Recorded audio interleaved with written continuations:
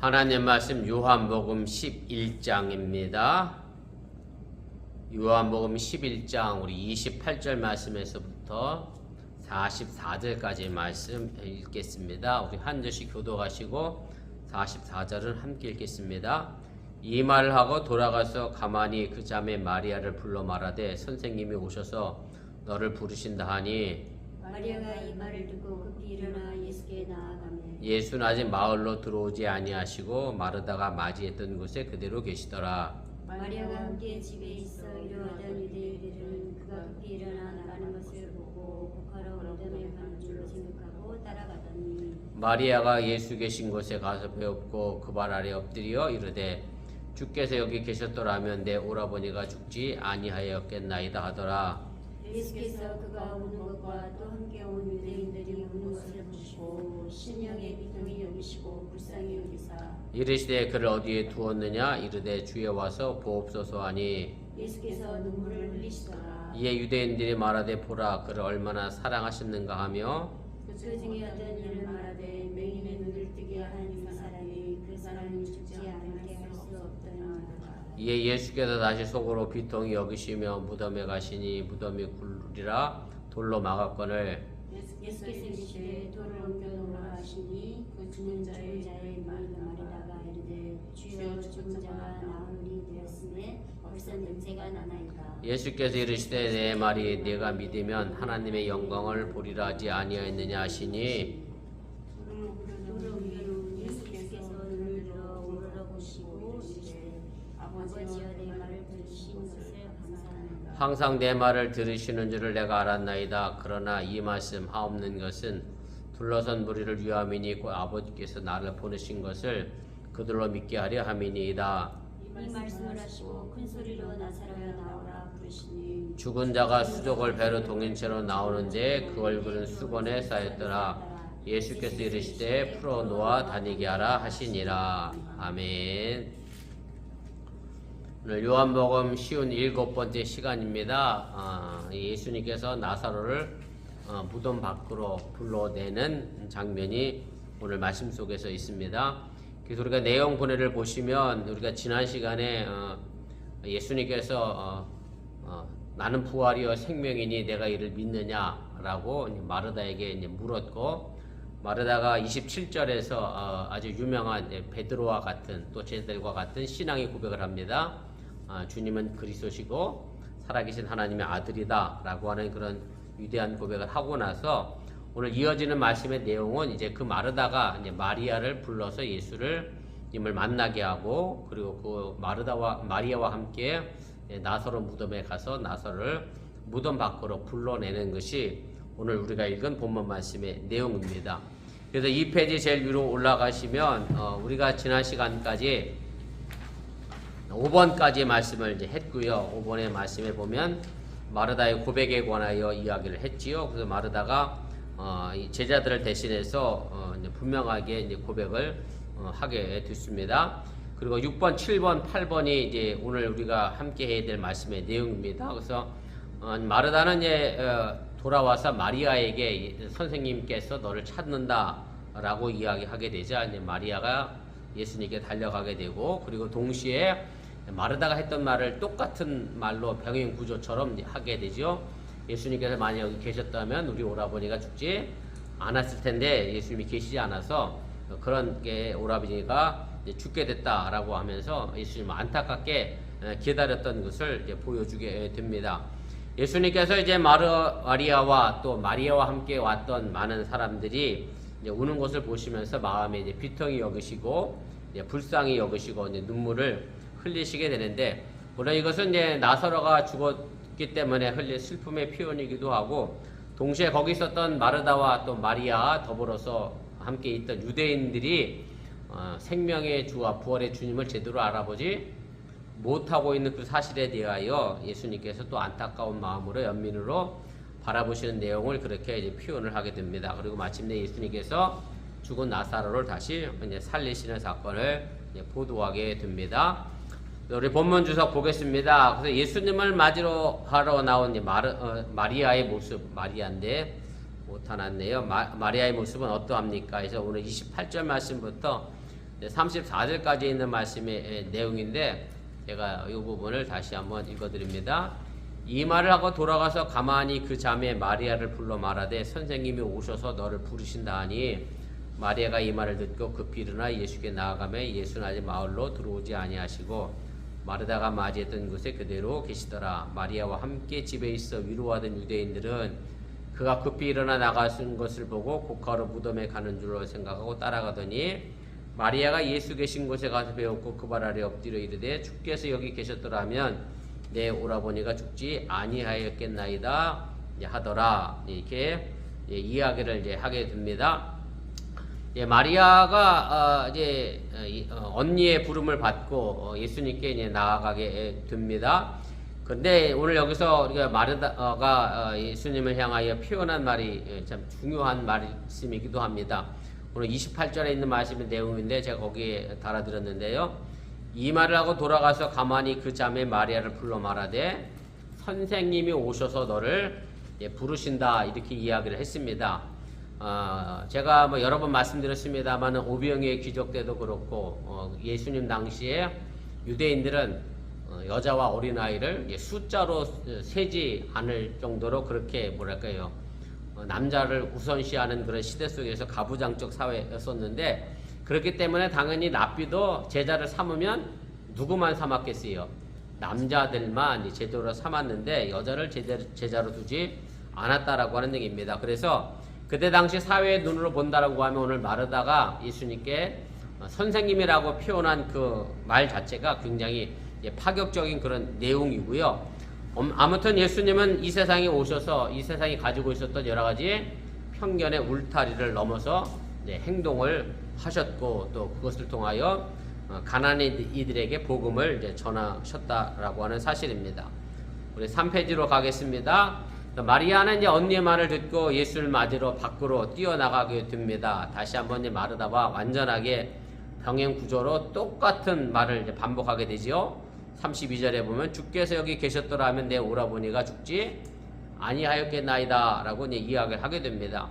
그리고 마리아는 예수님을 보자마자 울음을 참지 못하였고 또 뒤따라온 조문객들도 마리아가 우는 모습을 보면서 같이 울었다라고 오늘 33절에 기록을 합니다. 그러면서 예수님께서는 이 모습을 보시고 심령에 비통히 여기시고 불쌍히 여기셨다라고 되어 있는데 이제 비통이라는 단어가 헬라 원어를 보면 이것은 분노를 의미를 가르칩니다. 쉽게 말하면 화가 났다라고 하는 얘기죠. 그리고 불쌍히 여겼다라고 하는 단어는 많은 경우 괴로워하다, 더 심하게 이야기하면 이를 갈고 치를 떠는 듯한 그런 표현으로 이 단어가 사용이 됐습니다. 그래서 결국 예수님의 이 마음이 심령이 화가 났고 이가 떨릴 만큼 괴로워했던 그런 마음의 모습을 우리가 보여지게 되는데 그렇다고 하면 예수님이 왜 마음에 이런 분노를 가지고 있었는가 그 이유가 무엇인가가 중요하게 됩니다. 그 내용을 4번에 썼는데 물론 정확하게 예수님께서 뭐 때문에 그랬다 나와 있지 않기 때문에 여러 가지 견해가 있습니다. 그래서 먼저는 잘 깨닫지 못했던 마리아와 또 유대인들을 향한 것이라고 하는 그런 보는 견해도 있고 또 아까도 말씀드렸던 것처럼 생명의 주고 부활의 주님으로 이 땅에 오셨는데 그 부분에 대하여 제대로 알아보지 못했기 때문에 그것을 향하여 분노하는 견해가 있다라고 하는 그런 얘기입니다.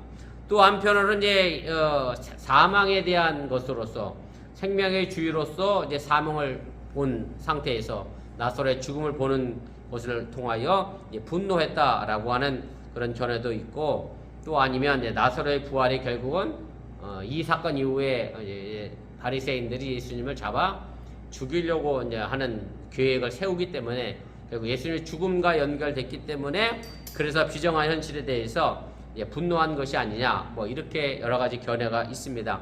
근데 분명한 것은 지금 펼쳐진 자기가 사랑했던 나사로가 죽은 죽음에 관하여 분명하게 예수님은 분노했을 것이다 라고 우리가 생각을 해보게 되고요. 어찌 생각해보면 인간이 살아가는 삶 속에서 가장 사람을 마음을 아프게 하고 슬프게 하는 것은 사랑하는 사람과 헤어지고 이별하는 죽음이 가장 큰 분노가 아닐까 그런 생각도 해보게 됩니다. 아무튼 예수님은 이제 울고 있는 마리아에게 이제 물으시죠. 나사로가 어디에 있느냐라고 이제 그렇게 물으시는데, 그러자 34절에 이제 마리아가 나사로가 있는 무덤에 예수님을 안내해서 이제 모시고 가게 됩니다. 그러면서 와서 보옵소서라고 하는 말을 이제 하게 되는데, 사실 이제 와서 보옵소서라고 하는 말은 요한복음에서는 계속 누가 누구를 부를 때 썼느냐면 이제 예수님의 제자를 부르실 때 와서 봐라라고 이야기했고, 또 빌립이라고 하는 사람이 나다나엘에게 예수님을 소개할 때도 나다나엘이 그러죠. 야, 나사렛에 무슨 그 선한 게 나겠느냐라고 했더니, 그럼 네가 와서 진짜 봐라. 와서 보라고 하는 단어가 여기에 이제 쓰이게 됐는데, 근데 오늘 여기서는 이제 마리아가 생명의 예수님을 가장 깊은 슬픔에 있는, 어둠 속에 있는, 죽음에 있는 자리에 초대하는 대로 이 말이 쓰이게 됐고, 결국 와서 본 그 자리가 이제 생명의 부활의 자리로 변하게 된다는 사실을 여러분들이 또한 기억을 하시기를 바랍니다. 자, 그럼 예수님은 무덤에 가셔서 무엇을 하셨느냐? 오늘 35절 말씀부터 마지막 44절까지의 말씀을 읽어드립니다. 예수께서 이제 눈물을 흘리시더라. 이에 유대인들이 말하되 보라 그를 얼마나 사랑하셨는가 하며, 그중 어떤 이는 말하되 맹인의 눈을 뜨게 한 이 사람이 그 사람은 죽지 않게 할 수 없었더냐 하더라.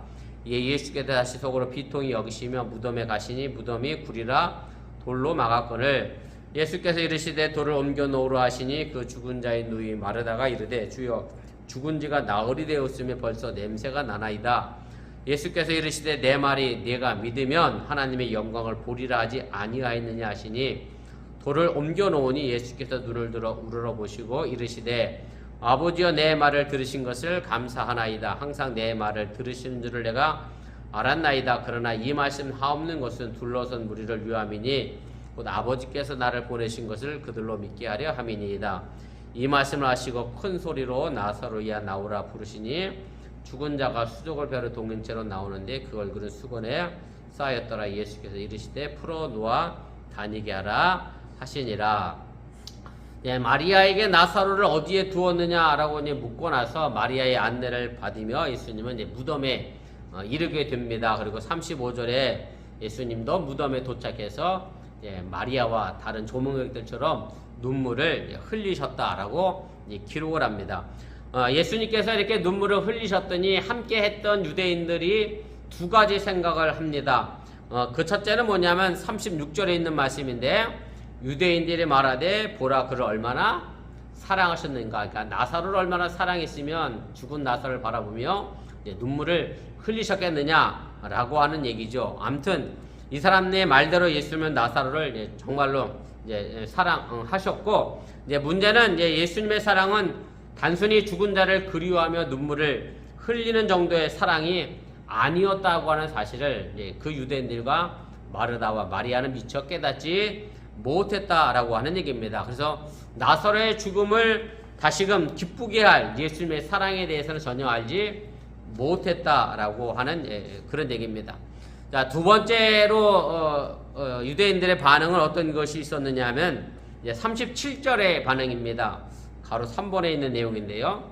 두 번째는 그중 어떤 이는 말하되 맹인의 눈을 뜨게 한 이 사람이 그 사람은 죽지 않게 할 수 없었더냐라고 이렇게 이야기합니다. 이들 생각에 사랑하는 나사로를 예수님이 죽지 않게 할 수 있는 능력은 있지 않았겠느냐. 왜냐하면 앞을 보지 못하는 사람을 눈을 뜨게 했으니 아픈 사람은 낫게 하는 정도의 능력이 예수님에게도 있었을 것이다. 아마 그렇게 생각을 했기 때문에 예수님께서 왜 아픈 나사로를 낫게 하지 않았을까라고 하는 생각을 했다라고 하는 얘기입니다.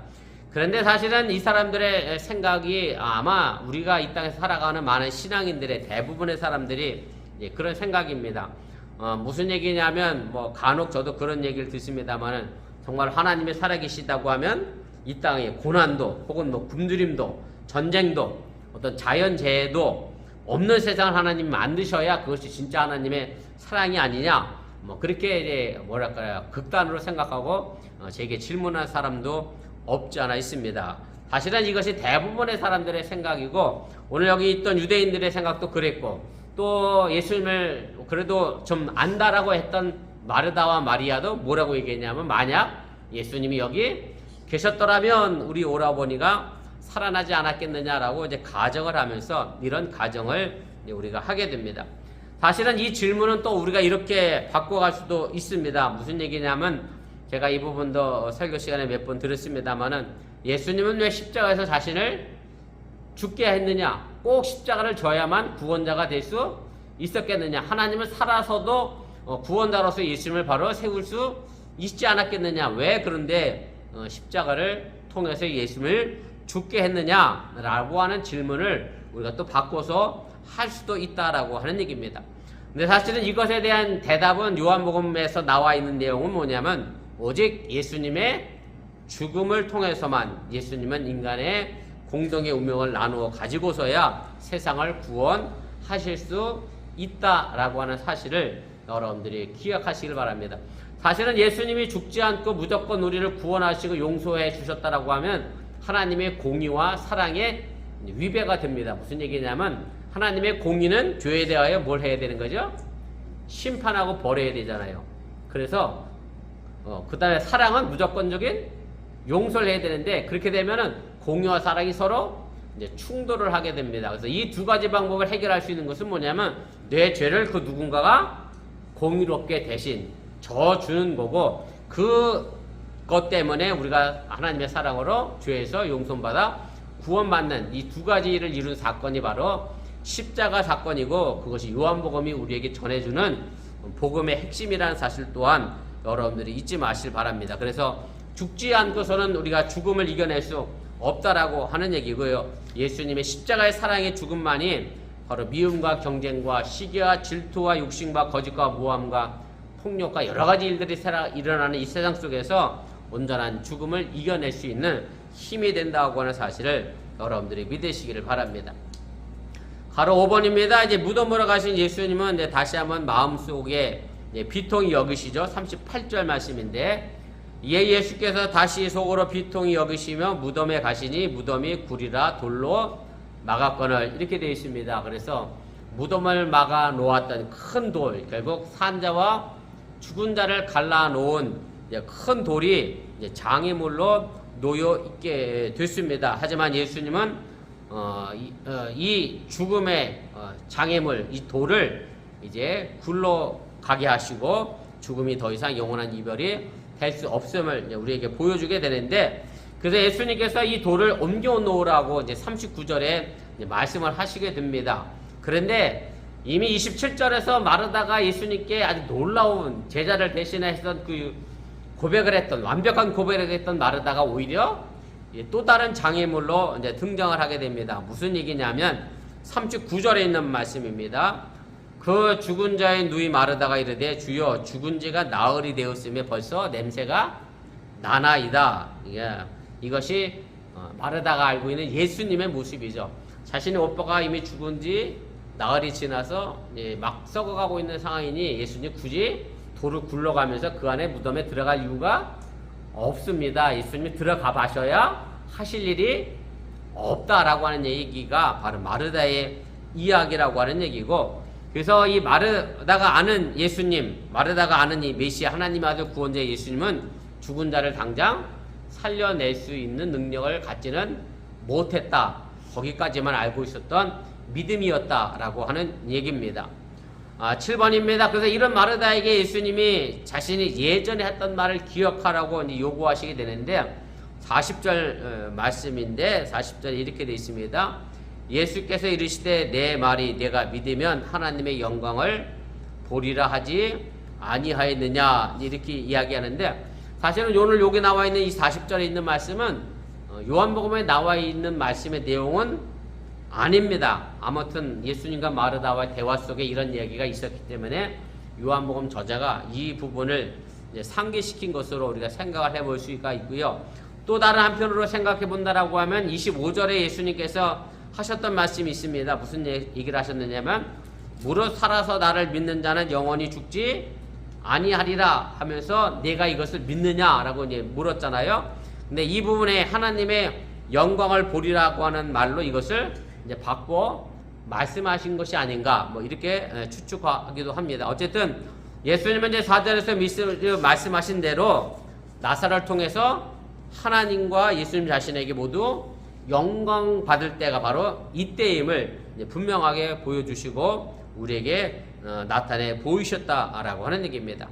그래서 이 말을 들었더니 사람들이 이제 41절에 돌을 치워 놓게 됩니다. 이것은 이제 앞서 2장에서 나왔던 가나 혼인잔치에서 물을 떠다가 돌 항아리에 부으라고 하는 그 말에 대하여 이 하인들이 아무 뭐랄까요 대꾸 없이 이의 없이 물을 부어 놓은 그 순종의 모습처럼 사람들이 예수님 말씀을 듣고 그대로 돌을 치우고 옮기는 순종을 하게 됩니다. 그래서 예수님의 명령이 논리적으로 이것이 맞는지 또 자신의 경험으로 죽은 자가 살아난 적이 없는데 왜 예수님이 이것을 하지? 라면서 항변하거나 항의하지 않고 따지지 않았다라고 하는 얘기고, 그래서 누구의 말인지가 더 중요하지 무슨 말인지가 더 중요한 것은 아닌 것을 다시 한번 우리가 좀 생각해 보시기를 바랍니다. 그래서 예수님의 말이 중요한 것이지 그 말이 논리적으로 맞고 따지냐가 결코 중요한 것이 아니라는 사실을 다시 한번 기억하시기를 바랍니다.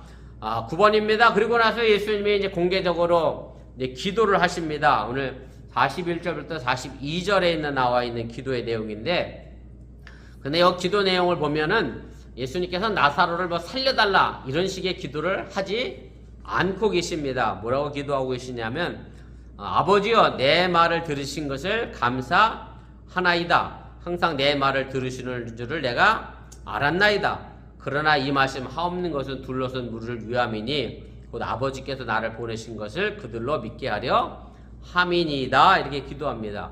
예수님의 기도는 쉽게 말하면 무슨 기도느냐면 감사 기도입니다. 하나님께 감사한 거예요. 왜냐하면 하나님이 내 말을 할 때마다 다 들어주셨기 때문에 그것이 감사합니다 라고 이렇게 감사 기도를 했다라고 하는 얘기고, 그럼 예수님께서 이 감사 기도하신 목적은 도대체 무엇냐 라고 하면 오늘 여기 42절에 보면 둘러선 무리를 위하여 내가 이런 기도를 했다라고 예수님은 말씀합니다. 왜 둘러선 무리를 위함이냐면 그 다음에 나오지요. 이렇게 되어 있습니다. 곧 아버지께서 나를 보내신 것을 그들로 믿게 하려 함이니라.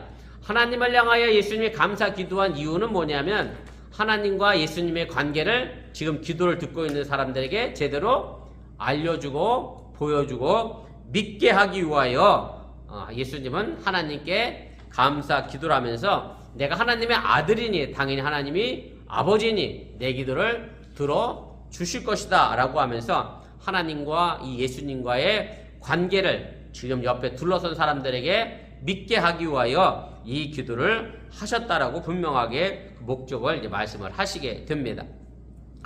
5페이지 11번입니다. 그래서 예수님께서 중요한 것은 뭐냐면 단지 죽은 나사로를 살리는 것이 아니라 왜냐하면 나사로는 당장 살아났다고 해도 또다시 늙으면 죽잖아요. 그래서 예수님이 정말로 원했던 것은 이 표적을 통해서 나사로도 죽을 때까지 그의 믿음이 온전해지기를 원하고 바라셨고, 또 한편으로 그 자리에 함께 있던 많은 유대인들에게 그들의 믿음이 온전해져서 예수님을 영접해서 영원히 죽지 않는 생명을 얻는 것에 초점을 맞췄기 때문에 예수님은 오늘 이 기도를 하시고 그것이 바로 많은 사람들을 위하여 믿게 하도록 했다라고 말씀을 해주고 계십니다. 우리 12번입니다. 그래서 우리가 인생을 살다 보면 성공도 하고 실패도 하게 되죠. 또 우리에게 행복이 올 때도 있고 불행이 올 때도 있지만 그러나 그 삶 속에서 우리가 얻어야 하는 것은 뭐냐면 예수님을 통하여 우리는 영원한 생명에 이르게 된다라고 하는 그 사실을 여러분들이 다시 한번 기억하면서 당장 내 손에 주어진 것 때문에 일희일비하는 것이 아니라 바로 웃고 바로 울고 통곡하는 그런 피상적인 삶의 모습이 아니라 내 일상의 삶이 누구와 함께 동행하는 예수님과 함께 동행하는 삶, 그래서 그것을 통하여 하나님을 알아가고 그래 더 하나님을 풍성하게 믿고 신뢰해가면서 내 속사람이 더 온전하게 성화해지고 예수님 모습으로 닮아가는 것, 이것이 우리를 향한 하나님의 뜻임을 여러분들이 또한 기억을 하시기를 바랍니다. 13번입니다. 그래서 무덤을 가로막고 있는 큰 돌처럼 우리를 절망스럽게 할 여러가지 일들이 분명 존재합니다. 우리 인생을 가로막는 큰 돌이 있기도 합니다만은 그러나 예수님의 이름으로 오늘 예수님은 그것을 옮겨 놓았고 바로 치우셨다고 하는 사실을 다시 한번 기억하면서 예수님의 이름으로 내 인생의 앞날에 막혀있는 큰 돌들을 치워 나갈 수 있기를 주님의 이름으로 축원을 드립니다. 이제 돌이 옮겨지게 되자 예수님이 큰 소리로 이제 굴을 향해 외치시게 되죠. 나사로야 나오너라 라고 이제 부르시게 되는데, 우리가 앞서 5장 28절 말씀에 보면 예수님께서 하셨던 말씀이 있어요. 뭐냐면 이런 말씀을 하셨어요. 무덤 속에 있는 자가 다 그의 음성을 들을 때가 오나니 라는 말씀을 하셨는데, 바로 이때가 무덤 속에 있는 나사로가 예수의 음성을 이제 들었고요. 그 음성을 듣고 나사로는 이제 밖으로 나오게 되고, 그래서 예수의 음성을 듣고 죽음에서 걸어 나온 이 나사로의 삶의 모습은 결국 마지막 때 죽는 우리의 삶의 모습과 그리고 다시 부활하는 삶의 모습의 예표로 주어진 것임을 여러분들이 기억하시길 바랍니다. 그래서 마지막 때 예수님이 우리의 이름을 부르면서 무덤에서 나오라 할 때 우리도 다시 부활하게 된다라고 하는 사실을 여러분들이 또한 기억하시고 깨달으시기를 바랍니다. 마지막 15번입니다. 예수님께서 오늘 44절에 나사로야 밖으로 나오라 라고 하는 이 말이 이야기가 있는데, 오늘 이 나사로를 살려내는 이 기적의 이 말씀 속에서 이 말씀이 마지막으로 클라이막스로 주어졌고요. 예수님께서 요단강 건너편에서부터 예루살렘 근처 베다니로 가는 과정 속에 계속 밖으로 나오다라는 단어가 사용이 됐습니다. 아주 계속 반복적으로 사용이 되는데, 첫 번째는 예수님이 요단강 그 건너편에서 나와서 어디로 가시죠? 예루살렘 근처 베다니로 가시게 되고, 마르다와 마리아의 친구들이 그들을 위로하기 위해서 예루살렘으로서부터 나오게 되고요. 그 다음에 예수님께서 오시니까 마르다가 먼저 나가서 예수님을 맞이하게 되고, 그 뒤에 마리아가 예수를 맞이하게 또 밖으로 나가게 되고, 끝으로는 나사로가 무덤에서 밖으로 나오게 되고, 그래서 이 많은 나오다가 연계 동작으로 이어져서 결국 나사로의 부활로 끝이 난 것이 오늘 우린 읽은 본문 말씀의 내용입니다. 그래서 예수님께서 무덤 속에서 외쳤던 그 음성의 소리가 여러분들 마음속에 여러 가지로 응어리지고 또 힘들고 어려운 삶의 모습 속에 있는 여러분들에게 그 음성이 들려지기를 바라고, 그래서 여러분들도 그 무덤의 굴에서 밖으로 나와 부활의 생명의 길로 오늘도 걸어갈 수 있기를 주님의 이름으로 간절히 축원을 드립니다.